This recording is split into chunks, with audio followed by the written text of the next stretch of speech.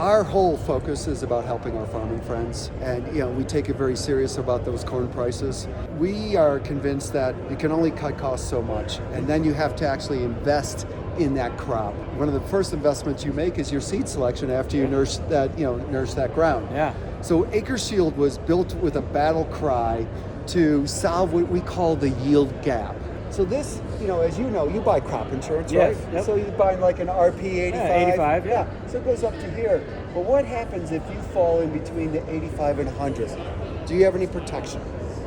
Not at the current 85%. Exactly. And so, some of our friends about 3 years ago came up to us and said, why don't you solve that problem? I'm like, hey, can't be solved. Yep. But then we got thinking about it. What really drives yield?